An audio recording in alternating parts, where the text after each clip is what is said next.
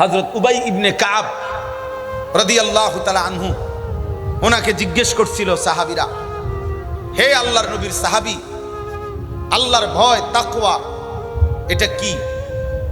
আল্লাহর ভয় নিয়ে কিভাবে চলবে, তাকওয়া কিভাবে অর্জন হবে? তো তখন তিনি বলছিলেন, একটি চিকন সরু রাস্তা যেখান দিয়ে তোমাকে পার হইতে হবে, আর ওই রাস্তাটার দুই পাশে কাঁটা, অনেক কাঁটাযুক্ত গাছ।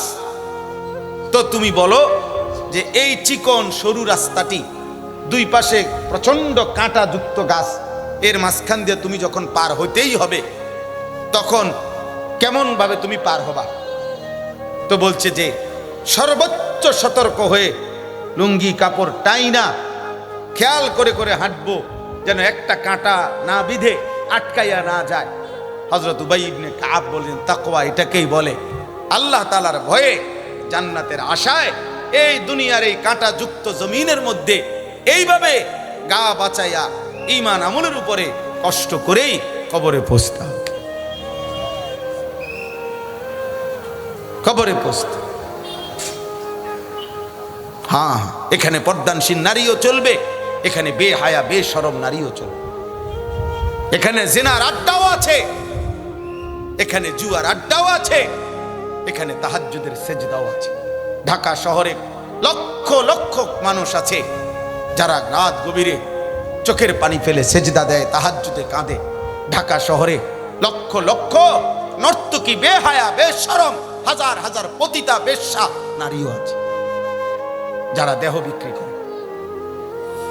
দুইটা নিয়েই চলতে হবে, এর মাঝখান দিয়ে আমাকে বাঁচতে হবে, এর ভেতর দিয়েই আমাকে বাঁচতে হবে। আমার শায়েখ আরিফ বিল্লাহ আল্লামা মুফতি মুশতাকুন নবী কাসেমি হুজুর অনেক সময় কথাটা বলে, খুব সহজ সুন্দর একটা কথা বলে, জান্নাত এতটা কঠিন না যে চেষ্টা করেও মিলবে না, এতটা সহজও না বিনা চেষ্টায় মিলে যাবে। জান্নাত এত কঠিনও না যে আমি আমল করলাম, সব করলাম, তবুও পাইলাম না, না এত কঠিন না। আবার এতটা খামখেয়ালিও না যে আপনি কোনো মেহনতই করলেন না এমনি জান্নাত পাইয়া যাইবেন, না না এত মামুর বাড়িও না, এটা কোন আমনে চাচার শ্বশুর বাড়ি না।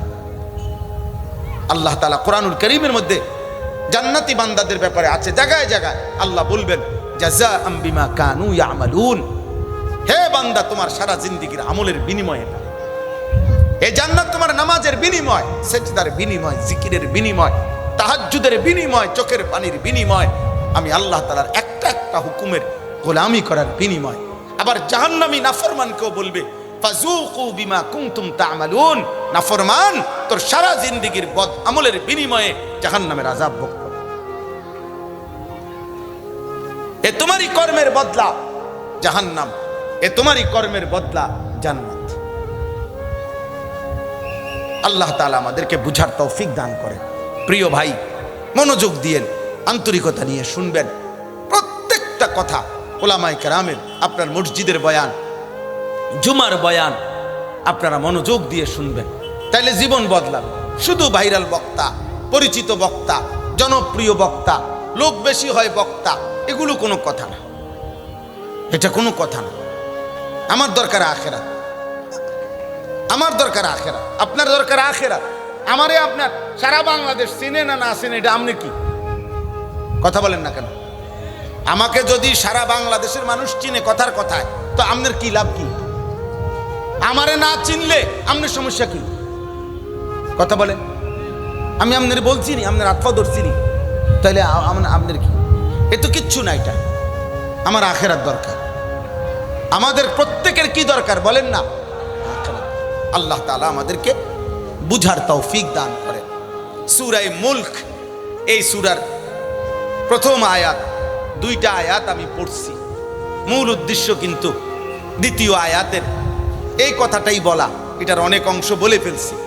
আহসানু আমালা, এই কথাটাই বলা উদ্দেশ্য ছিল, এটার বড় অংশ আমরা আলহামদুলিল্লাহ বলছি আপনার এতক্ষণ। সূরা মুলক 29 নম্বর পারা, কোরআনুল কারীমের 67 নম্বর সূরা। কোরআনুল কারীমের 114টি সূরা, সব দামি সূরা। প্রত্যেক শব্দ, আয়াত, সূরা কোরআনুল কারীমের সব দামি, কারণ মহান রবের কালাম। সূরা মুলক তন্মধ্যে অত্যন্ত ফজিলতপূর্ণ একটি সূরা। নবী সাল্লাল্লাহু আলাইহি সাল্লাম এই সূরাটার 3টা ফজিলত বলছেন। 1 নাম্বার, আল্লাহ নবী সাল্লাল্লাহু আলাইহি সাল্লাম বলেন, ইন্না সূরাতান ফিল কোরআনিল কারীমি 30 আয়া। রাসূলুল্লাহ সাল্লাল্লাহু আলাইহি সাল্লাম বলেন, নিশ্চয়ই কোরআনুল কারীমের মধ্যে 30 আয়াত বিশিষ্ট একটি সূরা আছে, যেই সূরাটি শাফাআত লি সাহিবিহা হাত্তা গুফিরা লাহু। কিয়ামতের দিন যে ব্যক্তি এই সূরাটি নিয়মিত তেলাওয়াত করবে, আল্লাহ তাআলার নিকট এই সূরাটাই ওই ব্যক্তির জন্য আল্লাহর নিকট এ পরিমাণ সুপারিশ করবে যে আল্লাহ ওই ব্যক্তিকে মাফ করে দিবে। সেটা হলো এই সূরা মুলক, তাবারাকাল্লাযী বিয়াদিহিল মুলক। 2 নাম্বার, নবী সাল্লাল্লাহু আলাইহি সাল্লাম বলেন, সূরাতুন ফিল কোরআন খাসামাত আন সাহিবিহা হাত্তা আদখালাতহুল জান্নাহ তাবারাকাল্লাযী বিয়াদিহিল মুলক। একটি সূরা আছে কোরআনে, নবীজি বলেন, যে ব্যক্তি এই সূরাটি নিয়মিত তেলাওয়াত করবে, এই সূরাটি কিয়ামতের দিন ওই ব্যক্তির পক্ষ নিয়ে ফেরেশতাদের সাথে ঝগড়া করবে, তর্ক করবে ফেরেশতাদের সাথে। ফেরেশতারা বলবে, আরে জাহান্নামে নেব, ওর গুনাহ অনেক বেশি। আর এই সূরাটা বলবে, অসম্ভব, এই ব্যক্তি সূরা মুলক, আমি এই সূরাকে নিয়মিত তেলাওয়াত করত, আমি তারে জাহান্নামে নিতে দেব না। আল্লাহ নবী সাল্লাল্লাহু আলাইহি সাল্লাম বলেন, তর্ক করতে করতে হাত্তা আদখালাতহুল জান্নাহ। রাসূলুল্লাহ সাল্লাল্লাহু আলাইহি সাল্লাম বলেন, এই সূরাটি ওই ব্যক্তির পক্ষ নিয়ে ফেরেশতাদের সাথে ঝগড়া করতে করতে, তর্ক করতে করতে হাত্তা আদখালাতহুল জান্নাহ, এমনকি ওই ব্যক্তিকে জান্নাতে ঢুকাইয়াই ছাড়বে। সেই সূরাটি সূরা মুলক। নবী সাল্লাল্লাহু আলাইহি ওয়াসাল্লাম বলেন, হিয়াল মানিআ আল মুনজিয়া তুনজিহি মিন আযাবিল কবর। সূরা মুলক, এই সূরাটি বাধা দানকারী, রক্ষাকারী। এই সূরাটি পাঠকারী যে ব্যক্তি নিয়মিত তেলাওয়াত করে, এই ব্যক্তিকে কবরের আযাব থেকে রক্ষা করবে। সুবহানাল্লাহ। তাহলে সূরা মুলক কোরআনুল কারীমের অত্যন্ত ফজিলতপূর্ণ একটি সূরা। বিশেষ করে লক্ষণীয় হলো এই সূরাটি একজন ব্যক্তিকে যে নিয়মিত পড়বে, মাত্র 30টা আয়াত, তাইলে তার কবরের আযাব থেকে সে রক্ষা পাবে। আমরা শায়েখের কাছ থেকে, যিনি আপনাদের সামনে উপস্থিত, শায়েখের কাছ থেকে আমি নিজে একদিন শুনছি, কোরআনুল কারীমের একটি সূরা আছে, সূরা ওয়াকিয়া। সূরা ওয়াকিয়া, আল্লাহ নবী সাল্লাল্লাহু আলাইহি সাল্লাম বলছেন, এই সূরা ওয়াকিয়া যে ব্যক্তি নিয়মিত প্রত্যেক রাতে পড়বে, লাম তুসিবহু ফাকাতুন আবাদা, তার কোনোদিন ক্ষুধা, অভাব, দারিদ্রতা তাকে স্পর্শ করবে না। আর সূরা মুলক, এই সূরা পড়লে কবরের আযাব থেকে সে ব্যক্তি রক্ষা পাবে, আযাব থেকে। তো হযরত বলছেন যে সূরা ওয়াকিয়া এবং সূরা মুলক, এই 2 সূরা যে পড়বে নিয়মিত, তাহলে তার পেটও বাঁচবে, ফিটও বাঁচবে। সূরা ওয়াকিয়া পড়লে পেট বাঁচবে, খাবারের কষ্ট হবে না। আর সূরা মুলক পড়লে ফিট বাঁচবে, মানে ফিটের থেকে কি বাঁচবে। আল্লাহ তাআলা আমাদেরকে আমল করার তৌফিক দান করে।